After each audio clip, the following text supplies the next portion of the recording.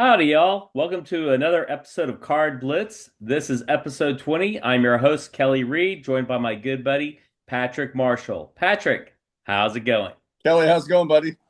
Dude, How you guys doing? just in the middle of it all, man. Yeah. Just doing this card thing and then working and being a dad and husband and father of some kids. Oh, All that good summertime's stuff. coming, dude. I mean, let's don't talk about being a dad. It's crazy. Busy, busy, right? Let's talk cards, Kelly. That's why we're here. That's why Let's we're do here. All that. right, man. Well, then let's just get into it, man. Yeah. Birthdays, right? Isn't that like always the big thing we start off with? Yes. Yeah, you're right. And there's some spectacular dude that's way up there in the Northeast. His name is Dun dun dun. Josh Allen. Yes, Josh Allen. Wow, that's a retro looking card, dude. What is that? That's It's a pretty cool. it's a 2022 Josh Allen card, but Dude, it's I pretty cool like it, looking, man. man. Yeah, it's horizontal, kind of shot. It's a nice wide angle. So yeah, it's a good card to have, man. Josh Allen, and for all the Bills fans and for our buddy Mark Ford, they're loving it. Today's Josh Allen's birthday. Hey, shout out to Mark Ford, man. That's cool. Definitely. Stream of card consciousness, buddies. How old's Josh turning today, man? What do you say? 29? Is that what you said? Yeah, 29? Yeah, 29. I think 29 is correct. Yeah. Definitely, definitely, man. The pride of well, he didn't start there, but he finished his career there. Wyoming College, the Cowboys, University of Yeah, Wyoming.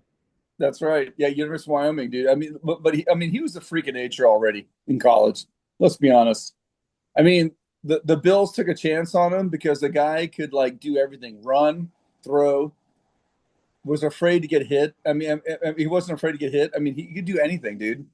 He's like Yeah, 6'4", like 240. I mean, the guy's a stud. definitely. Taken seventh overall in first round. Back in what was it, the 2018 draft, I believe. Yep. Yep.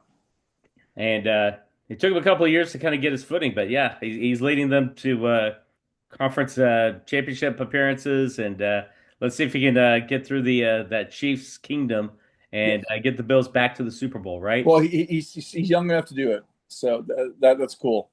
So Oh yeah, an MVP, NFL MVP one year, and yeah, so accolades and like I said, all the physical traits and the mental ability to run an offense. So he's well, rocking. I think Mark Ford will love this, but I think Jim Kelly was an ambassador for the Buffalo Bills back in the day, and I think Josh Allen has really taken over that. He's passed that torch, and he's like taken over that. So Oh, if definitely, people in man. Buffalo do not love Josh Allen, there's something wrong with you because I think he is a stud. I mean, dude, I'm an old Houston Oilers guy, and like the Buffalo Bills, they resonate a little bit, but not much with me. But I mean, Josh Allen is a stud. He's a young dude. He's a leader. It's kind of fun to watch him. I'm glad we're celebrating his birthday tonight. It's kind of Yeah. cool. Happy birthday, Josh. So whenever you want to join us, give us a shout, man. Yeah, Welcome exactly, on the dude. That'd be show. cool, man. We'll talk Great, cards your and buddy Mark Ford. We'll hook up. definitely make this happen, man. Well, That's what else do you cool. want to get into, man? You want to talk cards? What are you thinking, man? What's on your mind?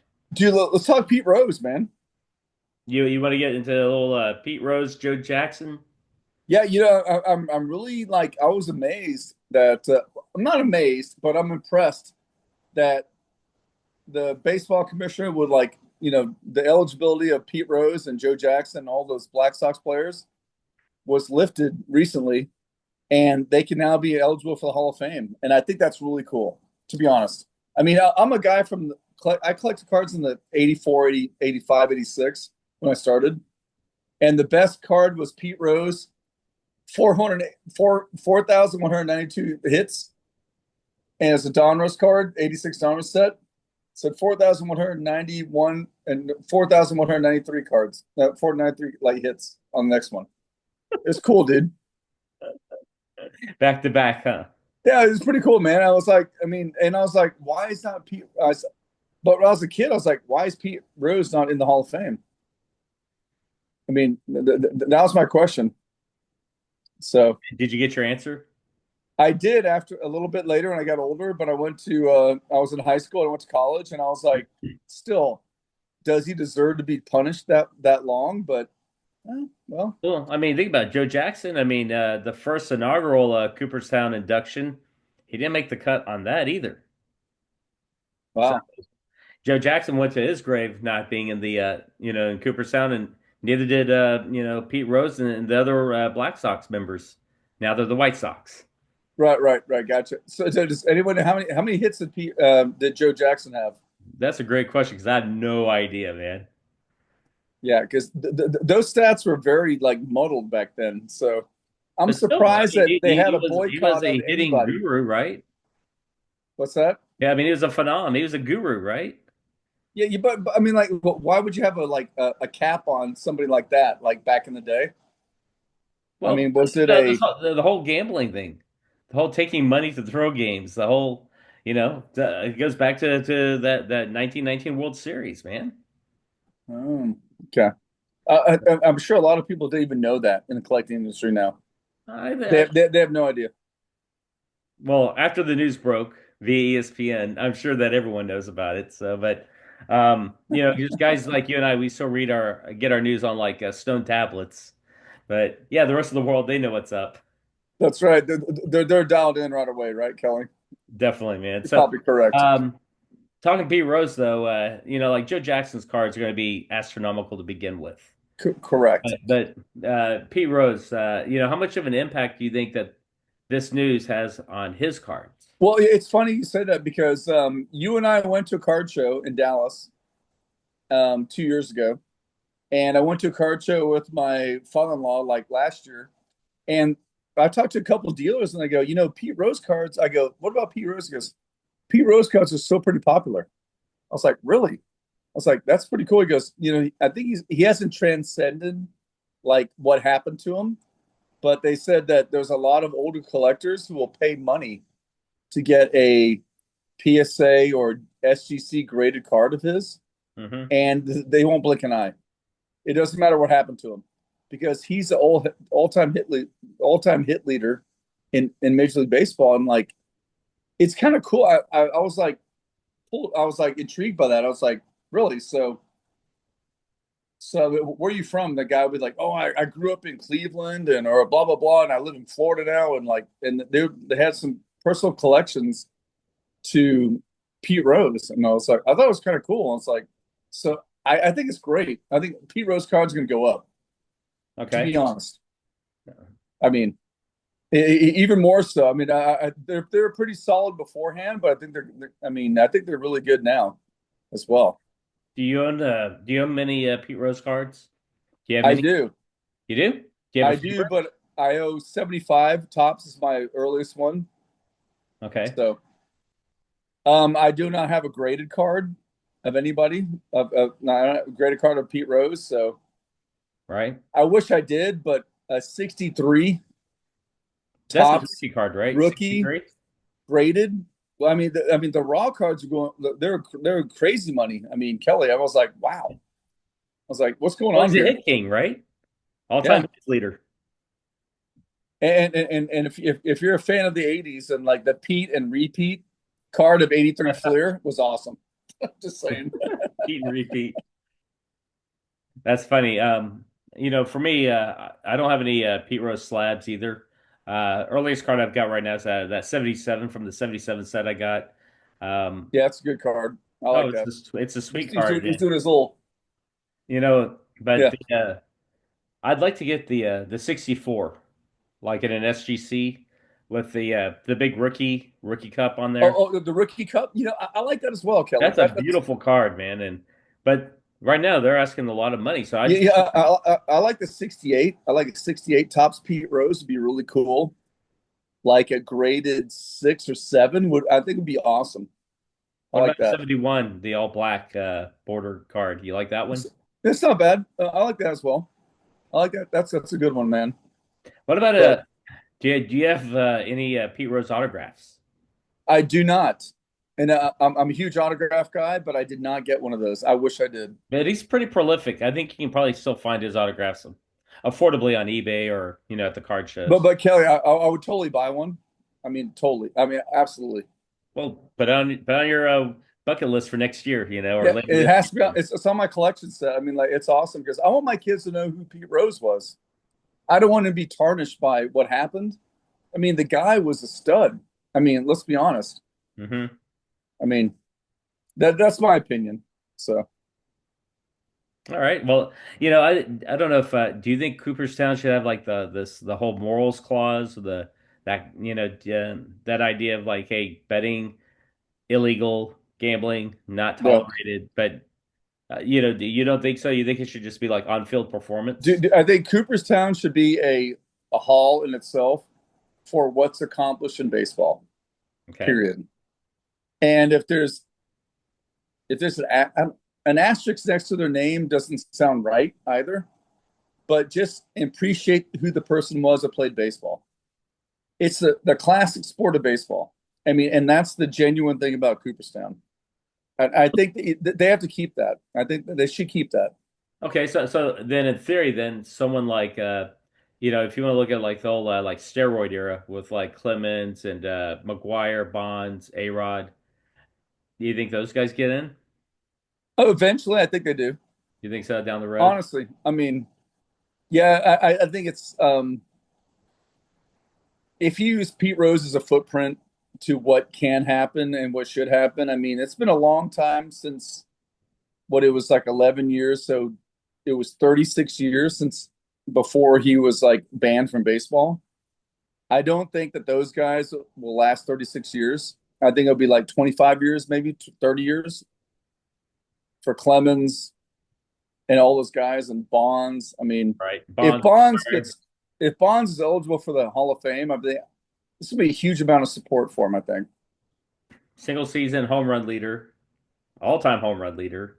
I mean, dude, Yes, how many stolen bases? Like close to 400, over 500? 500, dude. I mean, Yeah. 500, 500, 500. I mean, he is a stud. Doesn't he have like 7 MVPs, I think? Yeah. So, like, when I was a kid, I mean, I'm kind of biased to Barry Bonds. I had a Andy Van Slyke poster on one wall, Bobby Bonilla, and Barry Bonds. This was Living in 1988, Houston, right? and I live in Houston, and I'm like, I love those guys. I mean, they were magical, they were fluid, and Andy Van Slyke was my favorite player. I mean, I thought he was great. I mean, but those guys together, I mean, were awesome, and to hear that happen to him over time, disappointing. Does it make me want to reject him from At the time, baseball? though, steroids weren't illegal, right? Yeah, but In it, the it late doesn't. 90s, mid 90s. So, this is kind of revisionist, kind of after the fact. I wonder, man. Because I mean, that whole like 98 home run race between Sosa, McGuire, obviously It's Bonds was in amazing. the mix, and so If you haven't watched the ESPN show on that, fans do that. It's amazing. all That right. 30 on 30 is amazing. I Go mean, watch it. we lived through it, but yeah, I think Yeah. it's kind of for the younger folks, they definitely need to get their knowledge on from that 98 season. Pretty much saved baseball. But I mean, even I mean, like Barry Bonds he was a stud. I mean, he was just so good at everything he did. Hmm. Fielded the outfield so fluidly. I mean, he would like hit home runs. I mean, knew how to take a walk. I mean, he just. I mean, his dad was Bobby Bonds. I mean, Bobby Bonds was an all star as well. I mean, the guy's got a pedigree. His Hmm. uncle's Willie Mays. I mean, come on, let's be honest here. This guy's a stud. Godfather, yeah. I mean, he checks all the boxes in my book, anyways. So I'll just say one of my favorite cards is that card. It's a Fleer one. It's yellow. It's got King Griffey Jr. and Barry Bonds standing oh side yeah, yeah, by I side. know. Yep, It's a great looking card, man. It's very affordable even in a PSA 9. So 90 is it 92, 90, 90, is it what is it? 91 or 92? 90, No, 91, 92. Yeah, yeah. They're like, yeah, I know exactly what you're talking about, dude. but yeah, they're That's a both good, hanging out together like just two kids. It's great. super sweet card. Definitely, But man. yeah, two kids exactly. You old folks, what are y'all talking about? If they That's were our right. same age, they're our same age, man. It's hilarious. That's pretty cool. Well, definitely, man. You want to get into like a little bit of this episode 20 and the magical number of 20 and all that 20 So, implies. And fans, if you think of the number 20 on a baseball or football jersey, who do you think of? Kelly, I want to ask you I this. mean, 20 would be like for me, it'd be Mr. Robinson Well, okay, for correct. baseball. For Baseball. but Wasn't it, Mr. Frank Robinson, right? was he number 20? Because yeah, I think our other Brooks buddy Robinson was, 42. yeah, Jackie was 42. So another Robinson. yeah, but let's think about somebody who's like more dear to our heart that we grew up with. Well, if you're thinking football, I am thinking correct. Bing! okay. Kelly, keep going, Kelly. Let's go. Yeah, well, I mean, the most for me, the magical 20 would belong to the Lion King. That'd be Barry Sanders himself. The guy who's a stud. I mean, Definitely. And we he got to watch him is grow up and play, man. It was awesome. okay. So all you guys out there who are younger, and the guys who know us, they're the same age. I mean, come on. Barry Bonds was. I'm sorry. Back up. Barry Sanders was amazing. Yes, Barry Bonds is amazing as well, but Yeah, Barry Sanders was awesome. I mean, he is like the prototypical running back. I mean, he did more than any other running back did with his shiftiness. I mean, he was like Gale Sayers plus LaDainian Tomlinson plus Walter Payton. I mean, he was everybody yeah, in one yeah, package. like you said, and the way he could shift and accelerated his acceleration, his speed, quick, his agility. Yeah, greatness. Yeah, Definitely. And to walk out, to leave the game the way he did, on top of the game. it's pretty bold, man. It's pretty cool. Oh yeah, and so Barry Sanders, like I said, he's the Lion King. Whenever I think of that franchise, and I think running backs, he's going to be at the top of that list. I think until I'm said and gone. Right. Exactly. Like, So what does Kelly, Kelly think? Well, hey, so Kelly, we had a little challenge between you and I yes, for the tonight. $1,000 challenge. Yeah, the $1,000 challenge, which you know what, I thoroughly enjoy this. And I would like recommend this to our viewers. If you guys want to get into something that's fun, challenge your buddy to do the exact same thing that Kelly and I do. It's a lot of fun. Yeah, you got You'll to be do some surprised. research though, and you got to use eBay and go look up Yeah, things. but But you guys would be surprised at what you find out. I mean, I was totally surprised. I mean, I found cards I never even thought that I was like, I didn't know he had that card. It was pretty cool. yeah, there's some cool finds out there. So, do you want to tell them the parameters of the Barry Sanders challenge? Yes, we had a Is Barry that Sanders the- challenge, 3 cards, $1,000 max spend, and buy it now. So, I mean, It has to be off of basically, eBay because that's a nice public forum, and correct. you have to be a member, but still, Correct. it's to Member for access for everybody. I've been on eBay for 25 years. I'm one of the original members. December of 2020, 2000.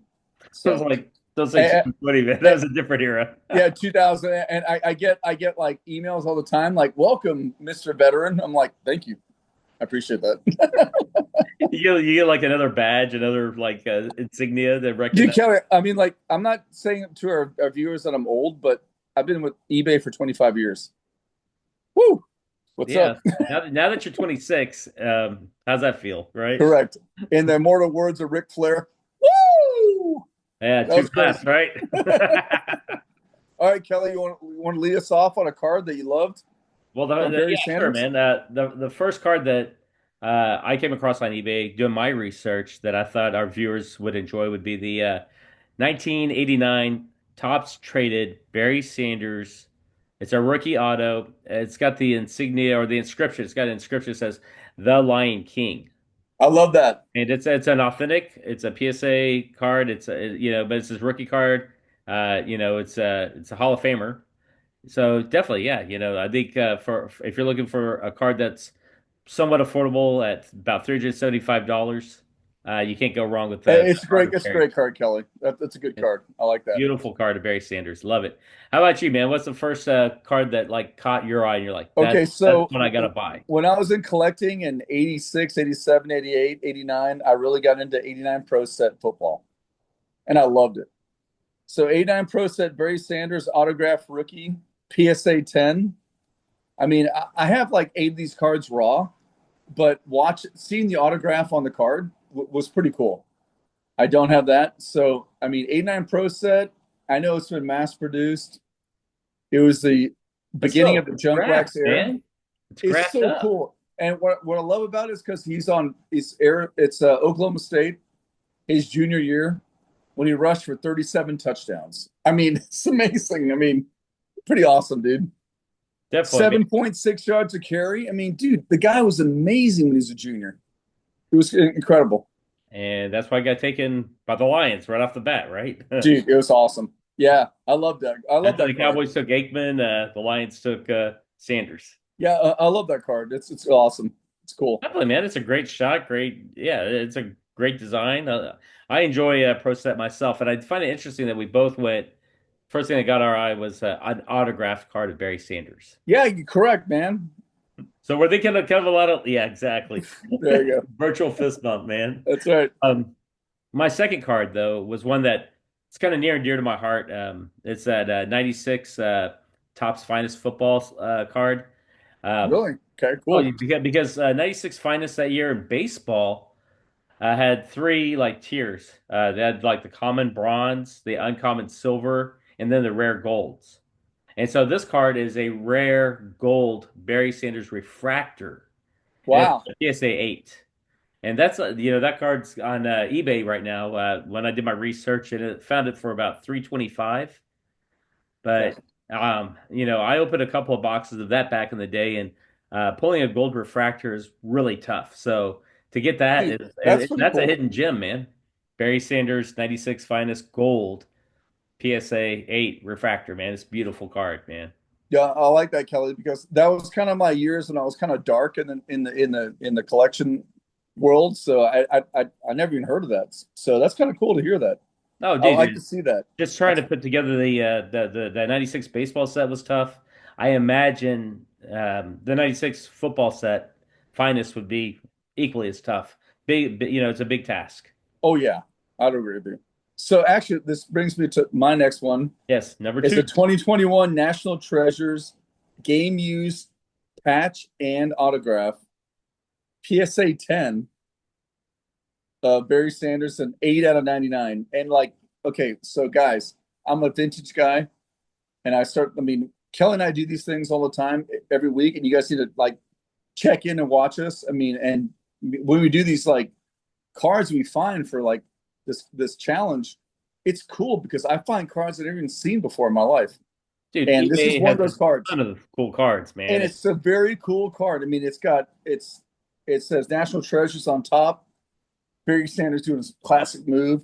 It's a patch and an autograph across it. Sweet. $399. I mean, dude, I would probably buy that card. Totally. If the I mean, windfall happens, that's the game, right? I Magically mean, appears in the bank account.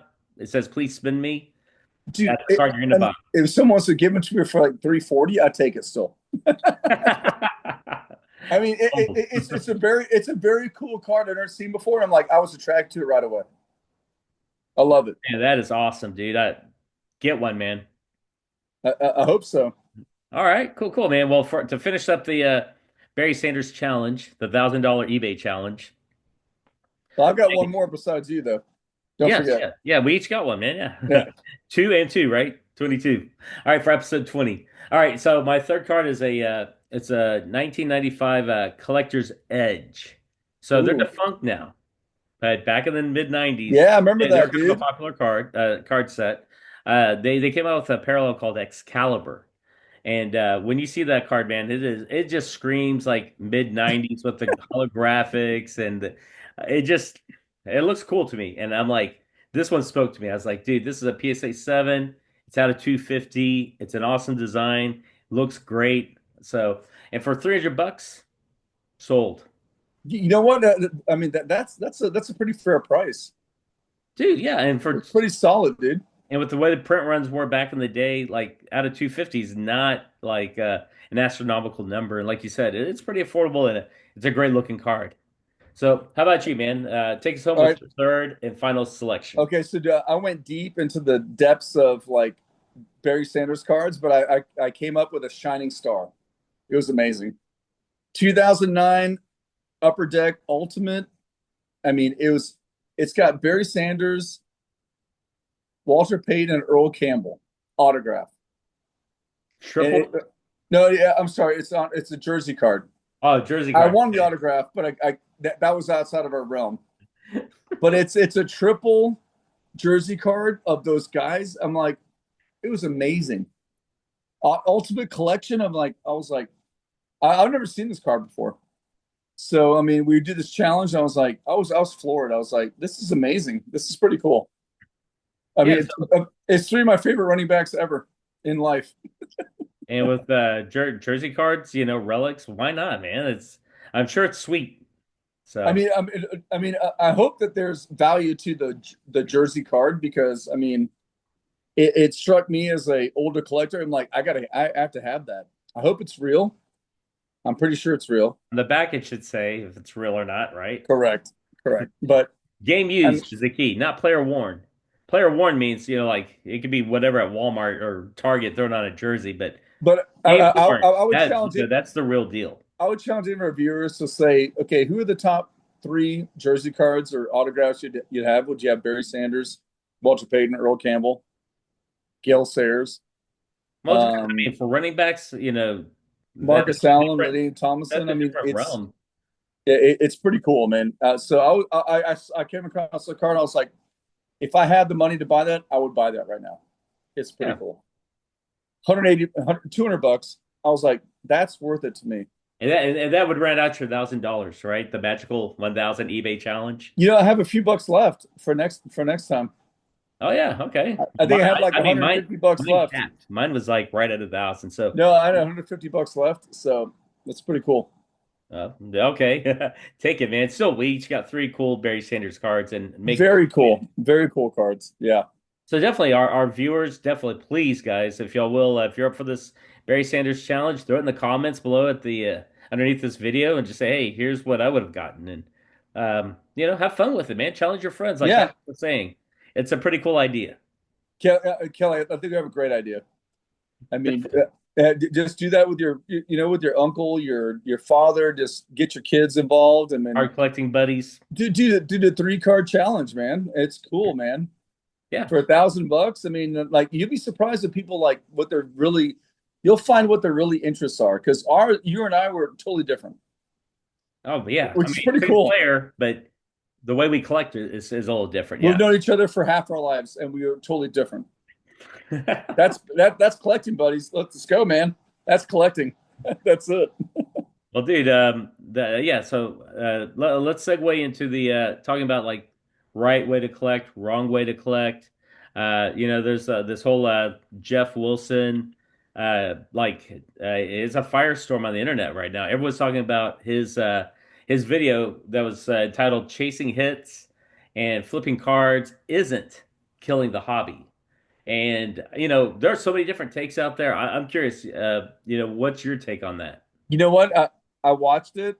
I loved it, to be honest. I mean, I thought the guy was spot on. I'm like going, dude, I don't think it's killing the hobby at all. I mean, I'll be honest. I mean, I think, Chasing the hits and flipping cards is not dude, in your mind killing the hobby. it's a different, interpretation of how you collect hits. Okay. And I think he made a good point. He goes, 89 Upper Deck came out. We're chasing Ken Griffey Jr. I'm like, dude, I remember that. I remember that those days. I'm like, yeah, we were. You could not afford to buy a case of Upper Deck cards from 89, but 87 tops, I'd go to Walmart with my buddy before he drove to Galveston and went to the beach. $12 $12 a box. Right, versus 36 at $1 a pack. I mean, 12 bucks a box. I mean, you get like I get 3 Bo Jacksons. How many get? I got 2 Mark McGuires. I got 2 Barry Bonds out of 1 box. Phenomenal when you think about junk. I mean, it's right before junk wax officially started, but I think he's got a good point because back in the day, we still chased those cards, but now they're becoming more economically not affordable, but efficient to what a society's. I mean, to what you understand this more than anybody else. I mean, dude, this is exactly what's happening. the chase for the cards, there's a limited amount of money, a limited amount of cards for the amount of money that you're chasing for, which hasn't really changed from what the junk wax box era was, and right before that. So if you and I are going for a somebody out of 50, X player out of 50, you have to pay for it. I mean, it's not going to happen overnight. I mean, so does the dollar amount of that box reflect a good value when you get somebody that you may want or may not want? And I kind of agree with it. It hasn't ruined the industry. It's kind of made it more. It's changed it on a different plateau, different level. So I'm kind of with the guy. I don't know. At first I wasn't, but I'm kind of like I kind of get it. I kind of understand what he's saying. Well, I think Geoff Wilson made some good points, but I also feel that cost, the barrier to entry is the cost. You Well, know, it's 36 years later. Let's think about three times the value of money, three right? times the value of dollars. He said $5 pack for 89 Upper Deck. All right, so you're gonna buy a pack for $15 today and get 5 cards. Now times worked against us because it used to be like 30 packs or 25 cards in one pack. It's slowly scaled down, but you're still paying for the privilege of getting a insert, I guess. I guess that's his Are analysis. the So hits bigger? In some ways, yes, I agree. The risk, though, is greater. yeah, the risk is greater. I would agree with you. Risk is greater, but it has the whole anticipation of doing that. Has that changed? Does it still get a kid like, oh, I gotta get it. Oh, dude, we can get it. I But mean, I don't know. everyone has a different budget and a price point and what they can afford and not afford. That being said, though, the idea of like collecting, making a set, he said that, Geoff Wilson said back in like the late 80s, he wasn't building sets. No, I don't think anyone is building sets. A very small percentage. I'd agree with that. Maybe team sets, if you're an Astros fan, a Rangers fan, try to get all your Rangers cards or all your Astros cards or Yankees or whatever team. Well, I'll just give my mother's cookies cards at an Astros game. Easy, dude. But I do think that collectors now though, like they'll go for like the rainbow thing. And again, they might PC certain players or a certain team. Um, so collecting's still there, but it's different, and I think we as collectors need to be open-minded and just say, there's no right or wrong way to collect, but Well, enjoy the hobby and teach others about this great hobby. yeah, well, Kelly, he's also been promoted by Arena, which does these little like rack pack kind of things. Like they have a diamond level, a gold level, a ruby level, and it's all graded cards you can buy. But the Or repack, right? yeah, yeah, it's like for $1,000 you can buy a diamond pack, and you're guaranteed to get X amount of like one or two of the gold, like a PSA graded Patrick Mahomes 2018 rookie card, PSA 9. Am I? And dude, I saw it, I analyzed it, I go, this is just a different way of like collecting. It's like why give everyone the regular cards when you can have a go at maybe promoting graded cards? And you buy a 1 pack or a 2 pack of cards, and you just cut the chase. I mean, you just cut through the chase and just get something that Well, you know because you're trying to get anyways. what if instead of buying three cool Barry Sanders cards, you buy one diamond pack arena card, pack, and then you say, hey, I pull it. It's not the Patrick Mahomes card I wanted. It's something else valued at a lot less But dollars and cents. what's kind of cool about How it do you is feel, man? You're gonna be is, frustrated. is that arena pack gives you an offer to buy that card, which I was like, I really dived into his website, and like I was like, wow, this is kind of crazy. So you and I like, okay, $500, I'm gonna buy that. It's a gold standard pack, whatever. You pull two graded cards. One's a Jackson Trio, great Whatever. PSA 10, blah blah blah, whatever. And you're like, I'm not really into that. But another one's like a Mike Trout, 2024 parallel, 1 of 10. valued at 300 bucks. Yeah, and he's like, we'll buy it for you from like 275, and you pay 500 bucks, and you get an offer for maybe over 500 bucks for both of those. I mean, it's the gamble, it's the roll the dice, and I think that's what's become of it. But going back to Geoff Wilson's port, to his point, has it affected the way that grading has it affected the way that collecting is happening right now? Do people not collect the way they used to before? Of course they don't. That's different. Things evolve. I get that. Correct. But has it changed the way that, is there 90% of collectors out there going, oh my God, yeah, I want to buy a pack of cards at the store? No, we narrowed it down to like 50%. And they're like, but I will spend 100 bucks a day at the card show. Really? Well, 90% would only spend 10 bucks. So, I mean, it has a value. Has it increased the profit? I mean, the profitability of the collectors, yes, of dealers, but the value of the collectible industry as a whole, it's probably increased. It's probably been better. All right. It's a very powerful argument, man. I'm not sure how to. It's. I mean, do you have a bunch of money to spend on cards now? I don't, because I have 3 kids. But we are the disposable income population that the collecting industry is like targeting now. So That's a good point. They're probably going after the maybe the empty nester who has a lot of extra cash flow. It's discretionary, but that would yeah, good point. that would preclude like the little kids and also the budget minded. And if that's where the hobby is now, there's still ways to and lanes to collect in, but you just got to be more selective on your choices. Well, Kelly, let's talk about the card show we went to 2 years ago in Dallas. So the after show, kind of on the sides. I mean, what was everybody? What were those kids dealing? Well, it's trade night with a bunch of slabs and Slabs, man. It was all slabs. So I see the industry going towards a slab influence like direction. I mean, I could see that. And dude, those kids are real. I mean, I saw one kid selling an Ant-Man card for 900 bucks to another kid, to another dealer who was like 50 years old, going, "All right, I'll trade you that and this card for a Chet Holmgren." I'm like, "Okay, great." And they made a deal for like it's like 1,500 bucks. yeah, And I go, that kid's like 13 years old.